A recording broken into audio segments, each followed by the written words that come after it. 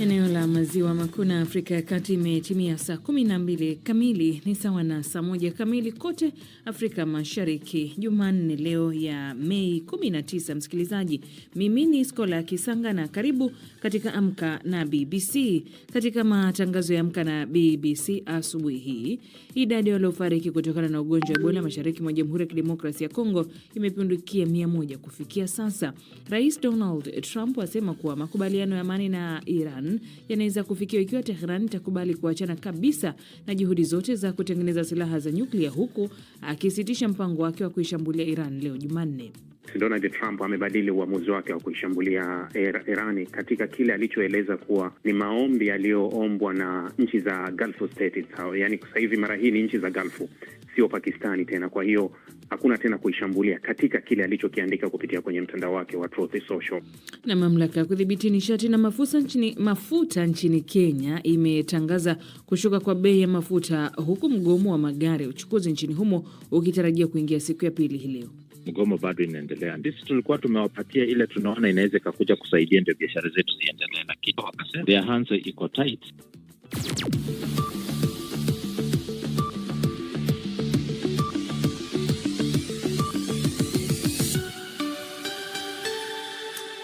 Lakini kwanza ni muhtasari wa habari za ulimwengu na usomwa kwako na mwenzangu Karo Robi. Karo, karibu.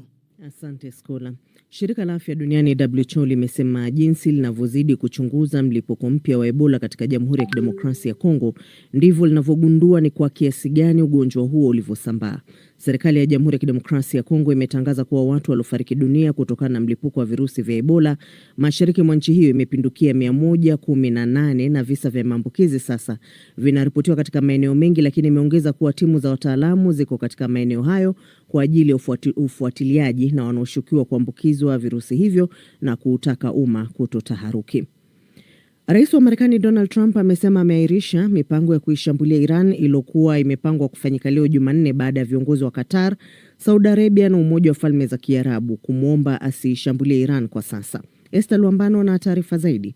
Rais Trump amesema viongozi hao wa nchi za Ghuba wamesisitiza kuwa mazungumzo yatasababisha kufikiwa kwa makubaliano yatakayokubalika na pande zote. Hata hivyo, kiongozi huyo wa Marekani amesema amewataka makamanda wake wa kijeshi kuwa tayari kuwashambulia vikali Iran wakati wowote iwapo makubaliano hayatafikiwa. Rais Trump amesisitiza kuwa makubaliano ya amani na Iran huenda yakafikiwa iwapo tu nchi hiyo itakubali kuachana na mipango yote ya kutengeneza silaha za kinyuklia. Kufikia sasa Iran imekataa mapendekezo ya Marekani licha ya vitisho vya mara kwa mara kutoka kwa Marekani. Mgomo wa matatu nchini Kenya unatarajiwa kuendelea leo Jumanne kwa siku ya pili baada ya mazungumzo kati ya serikali na vyama vya wenye magari kushindwa kuafikiana.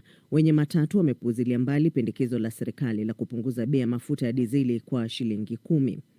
Mahakama moja nchini Marekani imetoa ushindi kwa kampuni ya OpenAI na mkurugenzi mtendaji wake Sam Altman kwa kutupilia mbali madai ya Elon Musk kwamba kampuni hiyo iliacha misingi yake ya kukuza akili mnemba kwa faida ya ubinadamu. Wakili wa bwana Altman amesema nia ya Musk ilikuwa ni kumwandama kibiashara mteja wake. Uamuzi wa jopo la kisheria la kusikiliza kesi unathibitisha kwamba kesi hii ilikuwa ni jaribio la kinafiki la kumhujumu mpinzani na kushinda historia ndefu ya ubashiri mbaya sana kuhusu kile ambacho OpenAI imekuwa na itakuwa. Na rais wa Urusi Vladimir Putin leo anatarajiwa kuanza ziara nchini China siku chache tu baada ya rais wa Marekani Donald Trump kufanya ziara Beijing. Hii ni BBC. Muhtasari wa habari za dunia umesomwa kwako na mwenzangu Karo Robi akiwa studio zetu za Nairobi. Unasikiliza Amka na BBC na hapa ni idhaa ya Kiswahili ya BBC. Tunakutangazia pia kupitia redio ya shirika ambapo unaweza kutusikiliza kupitia Lizard Radio na Radio Muungano Beni kule Jamhuri ya Kidemokrasia ya Kongo. Kadhalika Must FM, Winedo FM nchini Kenya. Uganda ni Voice of Busoga, Voice of Mwabura na Radio Lira. Nchini Tanzania, Radio 1, Radio Free Africa, Radio Kwizera Ngara na CGFM kule Tabora. Msikilizaji, unaweza pia kutusikiliza kupitia tovuti yetu ya BBC News Swahili. Matangazo yapi yanakujia kupitia ukurasa wetu wa Facebook pamoja na YouTube. Rambaza tu andika BBC Swahili. Mimi ni Skola Kisanga.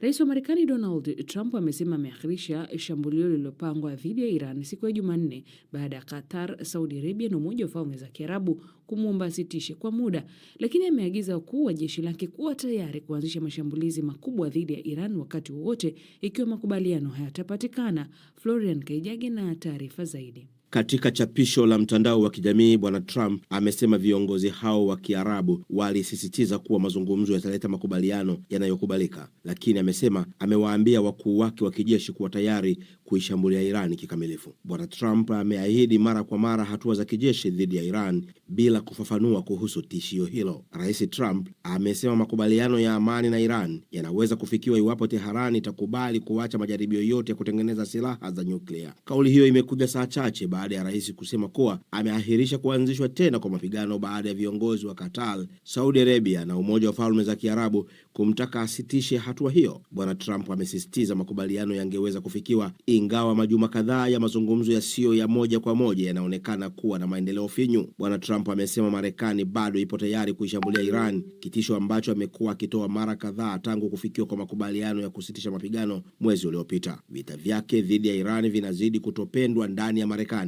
na athari zake hasi kiuchumi zinaonekana bayana kote duniani. Hakuna shambulio kama hilo lililowahi kutangazwa awali, na shirika la habari la Uingereza Reuters halikuweza kubainisha ikiwa maandalizi yalikuwa yamefanywa kuhusu shambulio ambalo lingeashiria mwanzo mpya wa vita vilivyoanzishwa na Trump mwishoni mwa Februari. Chapisho la Trump lilikuja baada ya msemaji wa Wizara ya Mambo ya Ndani ya Iran, Ismail Baghei, kuthibitisha kwamba maoni ya Tehran yaliwasilishwa kwa upande wa Marekani kupitia Pakistan, lakini hakutoa maelezo yoyote. Chanzo cha habari cha Pakistan kilithibitisha kuwa Islamabad, ambayo imewasilisha ujumbe kati ya pande zote katika vita vya Mashariki ya Kati tangu kuandaa duru pekee ya mazungumzo ya amani mwezi uliopita, ilishiriki pendekezo la hivi karibuni na Washington, lakini chanzo kilidokeza kuwa maendeleo yalikuwa magumu. Iran iliendeleza msimamo wake kupitia taarifa za vyombo vya habari vya serikali baada ya tangazo la Trump na kuionya Marekani na washirika wake dhidi ya kufanya makosa ya kimkakati au hesabu zisizofaa katika kuishambulia Iran, huku ikieleza kuwa vikosi vya jeshi la Iran vimejitayarisha kwa nguvu zaidi kuliko hapo awali. Kamanda mkuu wa pamoja wa kijeshi wa Iran, Hatan al-Anbiya, alisema vikosi vya jeshi vya Iran viko tayari kufyatua risasi iwapo kutatokea shambulio lolote jipya la Marekani, kulingana na shirika la habari la Irani la Tasnim. Ni Florian Kaijage.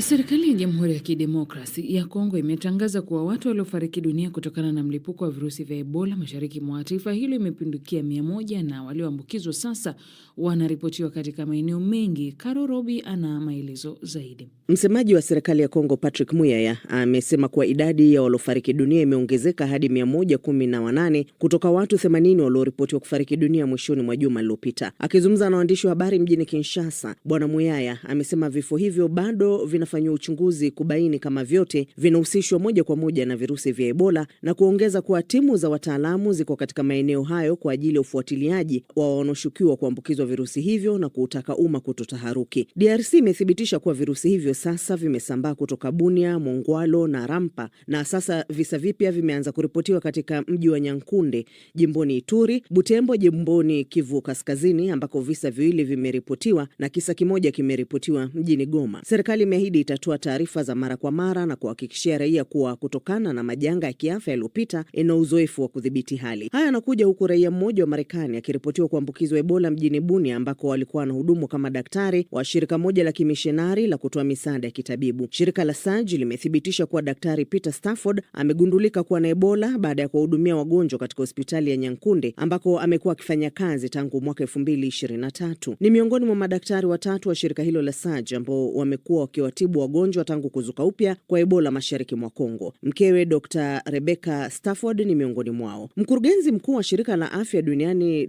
WHO Tedros Adhanom Ghebreyesus amesema milipuko ya virusi vya Ebola na Hanta ni miongoni mwa migogoro ya kiafya ya hivi karibuni katika kile alichokiita nyakati za hatari na zenye kuleta migawanyiko. Asante Karo Robi. Bado tunasalia DRC ambapo wakazi mashariki mwa taifa hilo wanaishi kwa hofu kufuatia kuzuka upya kwa virusi hivyo vya Ebola. Sasa mwandishi wa BBC Agnes Penda anaangazia wasiwasi uliowakumba wakazi wa mji wa Rwampara pamoja na Bunia. Wakazi wa Bunia wako katika maombolezi Ugonjwa wa Ebola umewaua watu 80 miongoni mwao. Tahadhari ikionekana kila mahali katika hospitali ya Bunia. Ni eneo hili ambalo lilikumbwa na mlipuko mkubwa wa Ebola kati ya mwaka 2018 na mwaka 2020 uliowaua takriban watu 2500. Ugonjwa huu unasemekana kusambaa kwa kasi. Wahudumu wa afya wanafanya kila wawezalo kudhibiti hali, ila hii si Ebola ya kawaida. Aina hii ya virusi haina chanjo wala tiba inayojulikana. Waziri wa afya nchini DRC Samuel Roger Kamba amesema serikali imeanza kuweka vituo vya matibabu ili kupambana na idadi ya watu wanaoambukizwa. Rwamparwa, Mongwalu na hapa Bunia, maeneo yameshachaguliwa. Leo asubuhi tumeleta mahema ili kuanza vituo vya matibabu. Tunajua tayari kwamba hospitali zimelemewa kwa sababu ya wagonjwa. Kufikia sasa tuko na wagonjwa 59 ambao wanatibiwa. Vifaa hivi bila shaka havitoshi. Tulichokifanya mwanzo ni huduma ya kwanza. Tulichukua kila kitu kutoka Kinshasa. Tuko katika harakati za kutayarisha ndege ya mizigo ambayo tayari iko Nairobi na italeta vifaa zaidi. Hatua hizi zinafuatia hatua ya Shirika la Afya Duniani kutangaza mlipuko wa Ebola uliosababishwa na virusi tofauti nchini DRC na katika nchi jirani Uganda, huku watu 300 wakishukiwa kuambukizwa na 88 kufariki kufikia sasa. Dalili za kwanza ni pamoja na maumivu ya misuli, kuumwa na kichwa na koo, ikifuatiwa na kutapika, kuendesha, harara mwilini na kuvuja damu. Shirika la Afya Duniani WHO linasema mlipuko huo hauwezi kutajwa kama janga na kutoa tahadhari dhidi ya kufungwa kwa mipaka ya kimataifa. Kisa cha kwanza kilimhusisha mwanamume wa umri wa miaka 59 aliyepata dalili tarehe 24 Aprili na kufariki hospitalini huko Ituri. Wahudumu 4 wa afya waliokuwa na dalili za Ebola pia wamefariki huku hofu ikitanda. Mimi asubuhi nilikuwa nalamkia ku Grande Barriere, kuko makolini pasha na kamata Gisenyi, nimefika ku frontiere, mimi nakutana frontiere nafunga. Alors je me suis posé ma question, mimi nasema ni juu ya nini? Bon, contexte tuko naishi kwanza nikaogopa. Mais en fait de compte nikapata mtu mmoja pale akakeni expliquer kama ni problème ya kuko chaque déjà mugoma ka suspect ya Ebola. Ndio yenyewe lituma banafunga frontiere basi. Tellement que balikuwa strict nikako obligé nikarudi. Na asante Agnes Penda, na sasa tunakwenda viwanjani na Florian Kaijage. Sansara Skola, ligi kuu ya England, Arsenal ni kama sasa imebakiza mkia baada ya kumla ng'ombe mzima. Wanasema mtoto atumwi dukani Jumapili hiyo. Kabisa. Imejipatia ushindi muhimu wa goli 1-0 dhidi ya Burnley, hivyo kukaribia ubingwa wao wa kwanza wa EPL tangu mwaka 2004. Goli la Kai Havertz raia wa Ujerumani mwishoni mwa kipindi cha kwanza lilitosha kuwapa Gunners alama 3. Sasa wanahitaji kushinda mchezo wa mwisho dhidi ya Bournemouth Jumapili hii ili kusherehekea taji kubwa. Washindani wa karibu wa Arsenal Manchester City wanashuka dimbani usiku wa leo kwa kabili Bournemouth ugenini, na matokeo yoyote tofauti na ushindi naweza kuwapa Arsenal ubingwa bila kuwepo dimbani. Huko akiangalia runinga unaweza kufananisha na kuangalia runinga huko kila mahindi yapendwa na watoto maarufu popcorn. Man City wakishinda basi ubingwa utaamuliwa siku ya mwisho ya ligi. Mchezo mwingine hii leo ni Chelsea yenye kocha ambaye hajaanza kazi, Xabi Alonso dhidi ya Tottenham Hotspur iliyo hatarini kushuka daraja. Wakati huo imetangazwa usiku kwa mkia leo kwa kocha Man City Pep Guardiola ataondoka klabuni hapo baada ya msimu kukamilika. Guardiola raia wa Hispania amedumu City kwa miaka 10 na kutoa mataji makubwa 17. Hivi Guardiola na Jose Mourinho waje kuwa marafiki? Kwa sababu wangekuwa marafiki nadhani Mourinho angekuwa na dumu kwenye timu. Na mmoja na mafanikio yake. Ndio, lakini Pep miaka 10 ni mingi kukaa kwenye timu moja. Sawa. Watu tofauti. Katika tennis, Harriet Dad raia wa Uingereza alipambana vilivyo na kumshinda Yue Yuan raia wa China katika raundi ya kwanza mashindano ya French Open. Lakini Dan Evans mwenye umri miaka 35 aligaragazwa na kijana mwenye umri miaka 17 Daniel Jed raia wa Ufaransa. katika fainali za Afrika kwa vijana wa umri wa chini ya miaka 17 zinazoendelea huko nchini Morocco. Mechi nyingine zitapigwa hii leo. Kameruni inacheza na DRC, Ivory Coast na Uganda, Morocco na Misri, Tunisia inakabili Ethiopia. Tayari Tanzania na Ivory Coast zimefuzu kwa fainali za dunia za umri huo zitakazopigwa huko Qatar baadaye mwaka huu. Afrika itawakilishwa na timu 10 ambapo timu 8 zilizofuzu robo fainali zinapata tikiti ya moja kwa moja, huku nafasi nyingine 2 zikishindaniwa na timu 4 zitakazoshika nafasi ya 3 katika hatua ya makundi. Kumalizia katika huko Brazil katika soka, mshambuliaji wa timu ya taifa ya nchi hiyo Neymar amejumuishwa katika kikosi cha wachezaji 26 cha kocha mkuu Carlo Ancelotti kwa ajili ya fainali za kombe la dunia baadaye mwezi ujao. Na miaka 34 na kwa kufunga magoli katika timu hiyo, magoli 79 katika michezo 128. Hajacheza timu hiyo tangu mwaka 2023 kutokana na majeruhi au kuwa na majeraha. Shukrani sana kwa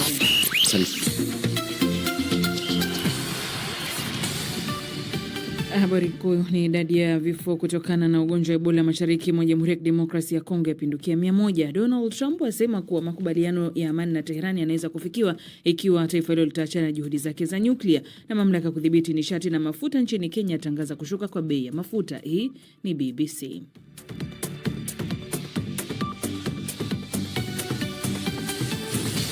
Imetimia saa 12 na dakika 16 asubuhi Afrika ya Kati na baadhi ya maeneo ya maziwa makuu, sawa na saa 1 na dakika 16 asubuhi eneo lote la Afrika Mashariki. Mimi ni Skola Kisanga.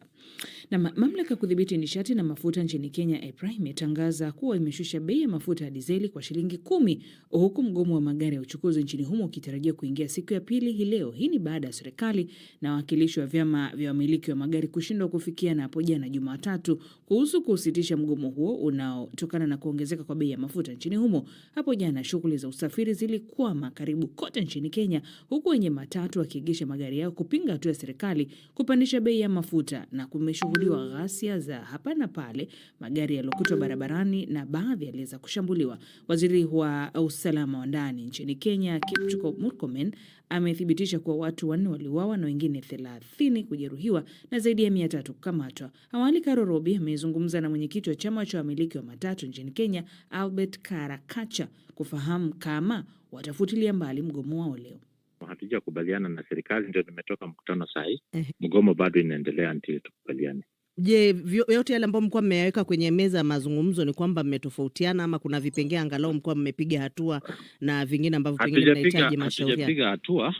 Ile kitu imefanyika, sisi tulikuwa tumewapatia ile tunaona inaweza kuja kusaidia ndio biashara zetu ziendelee, lakini wakasema their hands iko tight, hawezi wakafikisha hapo. Pengine kwa faida ya msikilizaji wetu mkumbushe pengine matakwa yenu ni yapi haswa?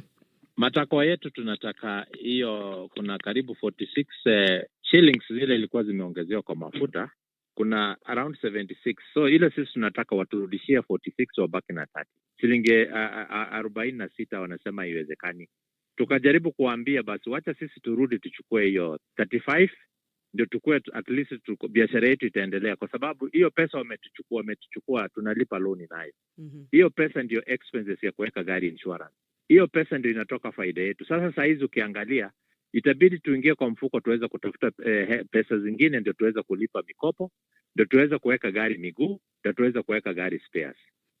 Sisi kama wenye biashara tumesema gari zetu zikae nyumbani until serikali kuja na solution ndio tukaweza kukubaliana.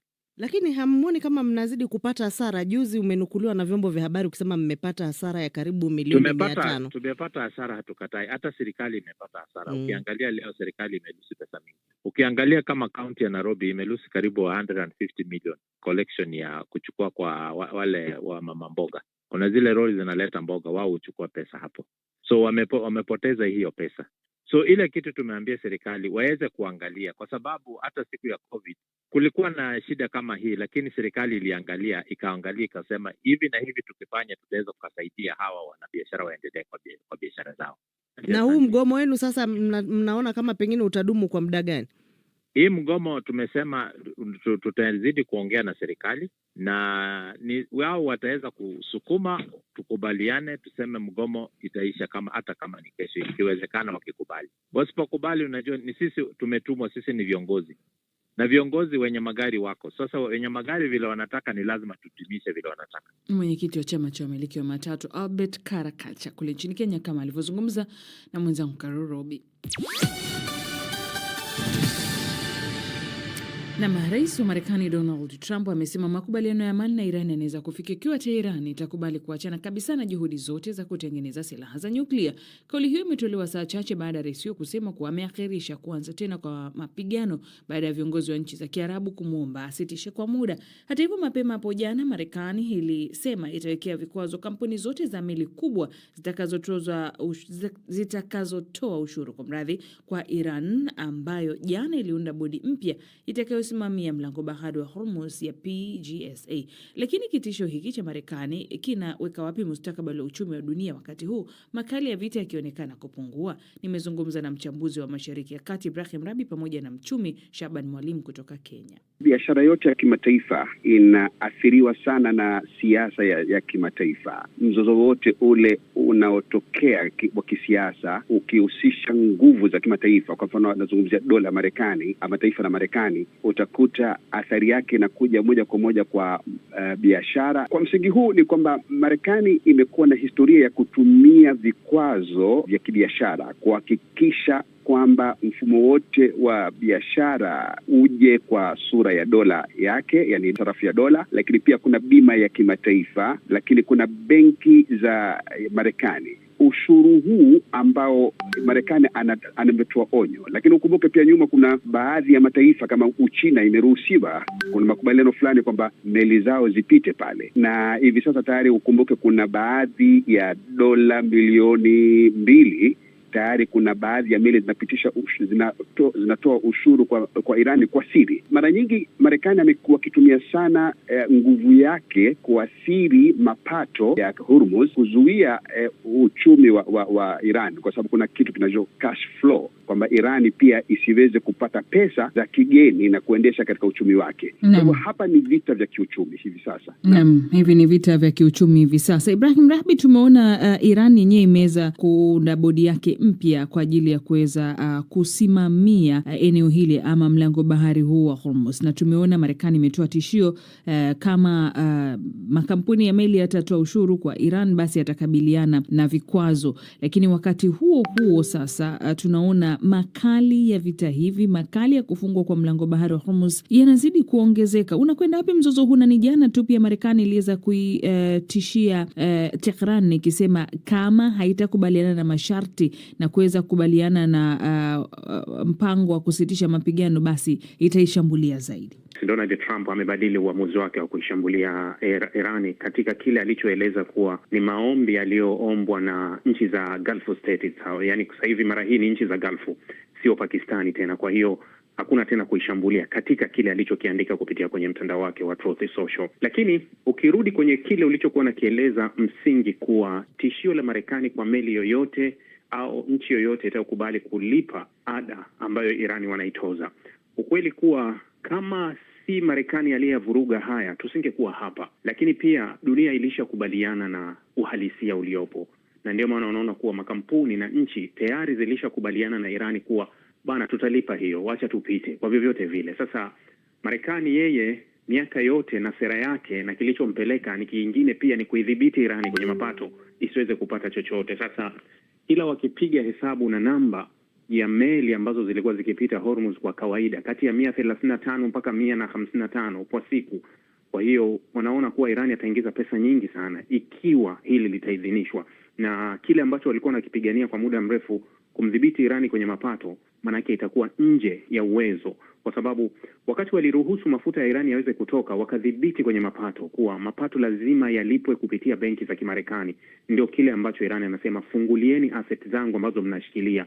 Zaidi ya dola bilioni 80 ziko nje za Irani ambazo zinashikiliwa kwenye mabenki mbalimbali duniani ambapo hawawezi kupewa. Sasa hii ya meli, hizi fedha hazilipwi katika muktadha ule wa Marekani, zitakuwa zinakwenda moja kwa moja kwa Irani. Hiyo ndio hofu kubwa. Kwa hiyo tunaweza tukasema kuwa huku tunakokwenda na huu mtanziko, kuanzia aliyeuanzisha ni Marekani mpaka ametufikisha hapa ni Marekani, lakini pia hata pale dunia inapotaka kujaribu kupata nafuu, Marekani anaongeza tena mafuta. Tunarudi pale pale, kwa sababu kama lingeachwa na meli zikaendelea kupita, maanake dunia ingepata nafuu, lakini Marekani hataki, kwa sababu fedha atapokea Irani na Omani, hilo halitaki. Kwa hiyo tupo kwenye matatizo ambayo yalitengenezwa na wale wanataka tubaki kwenye yale matatizo. Naam, wameyatengeneza na bado wanazidi kuongeza makali. Shaban Mwalimu, tumeona makali ni dhahiri shahiri. Kwa mfano tu tumeshuhudia hapo jana maandamano makubwa nchini Kenya kutokana na kupanda maradufu tuseme kwa bei ya mafuta, hali inayopelekea pia kupanda kwa gharama za maisha.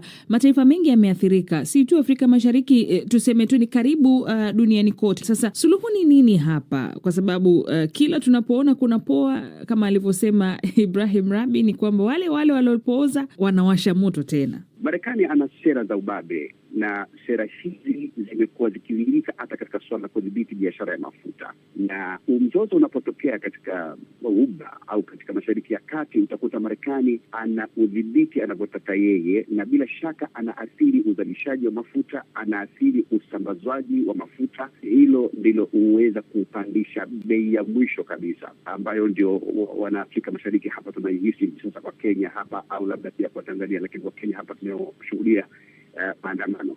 Cha kufanya ni kipi? Muhimu katika uchumi, kwanza tuangalie nchi zetu za Afrika au nchi nyingi ulimwenguni leo zinategemea sana ule tunasema net importing economy, mambo ya kuagiza sana bidhaa kutoka nje pasi na kuangazia zaidi kuzalisha nchini, yani kuzalisha ndani ya nchi. Kwa maana haya, suluhisho badala ambalo nchi yoyote inataka kuwa huru kiuchumi isitegemee sana kuagiza bidhaa nje, bali iwekeze zaidi katika kilimo, iwekeze zaidi katika kufaidika na zile rasilimali zilizoko hapa.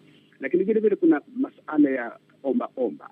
Nchi zetu zimekuwa na hulka hii ambayo ndio inayomaliza nchi hizi, kwamba kila mwaka zinajipata kwamba zina nakisi kubwa ya bajeti, kila mwaka zina mrundiko wa madeni, kwa sababu zinaomba mataifa ambayo yanaitwa wafadhili, na kisha mwisho tunajipata tuna mrundiko ya mariba, na inapelekea maisha kuwa magumu zaidi, kwa sababu kiwango kikubwa cha riba, bila shaka serikali inabidi ikaze na iweze kuwatoza kodi wananchi, na ukiwatoza kodi wananchi unapunguza kasi yao ya ununuzi, unapunguza mapato yao, na bila shaka maisha yanakuwa magumu. Ibrahim Rabi, sasa nini kinachofanya mzozo huu uzidi kufukuta kila inapoitwa leo? Makali yanapungua, makali yanaongezeka. Kwenye taswira ambayo duniani inaonyesha au watu wanavyotazama huu mgogoro, utaona kuwa watakwambia ni mgogoro kati ya Marekani na Irani. Hiyo ndio taswira ambayo inakuja, lakini nyuma ya hilo huu mgogoro uko zaidi ya hapo. Kuna Marekani, Israeli na Irani. Sasa unaweza ukasema kile ambacho wachambuzi wengi hata wa Marekani wanakubaliana kuwa Marekani yuko kwenye vita kuwakilisha. Nadhani na Donald Trump alijichanganya juzi naye akazungumza kauli ambayo Marco Rubio amewahi kuizungumza kuwa tuliingia kwenye vita kwa sababu ya Israeli. Nadhani ni hivyo. Maamuzi yoyote ambayo yatapelekwa kwenye meza, hakuna makubaliano ambayo ni rafiki upande wa Israeli ambayo yatamalizika kwenye meza, hayapo. Kama ingekuwa ni vita ya Irani na Marekani, hata yale mazungumzo ya kwanza yangetosha kumaliza mzozo. Lakini hata walipokuja kwenye mazungumzo ya pili, Irani alimpa ofa nyingi zaidi Marekani, manake kuwa Marekani hakuwa na sababu yoyote ya msingi ya kuivamia Irani, lakini halikuwa lake. Wenye vita na wanaoisukuma hii vita bado wanaona kuwa haitoshi kuimaliza vita kupitia meza, ila wanaamini uwezo wanayemtuma kwenye vita kuwa anaweza tukapata chochote. Kwa hiyo hapo ndio dunia inapozidi kuwa kwenye wakati mgumu zaidi. Dunia bado inaendelea kuwa katika wakati mgumu zaidi, ndivyo anavyomaliza mchambuzi wa masuala ya Mashariki ya Kati Ibrahim Rabi. Alikuwa pamoja na mchumi Shaban Mwalimu kutoka kule nchini Kenya, tukiangazia hali ilivyo sasa katika vita hivi vya Mashariki ya Kati. Na hapo ndipo ambapo tunatamatisha matangazo haya. Msimamizi wake amekuwa ni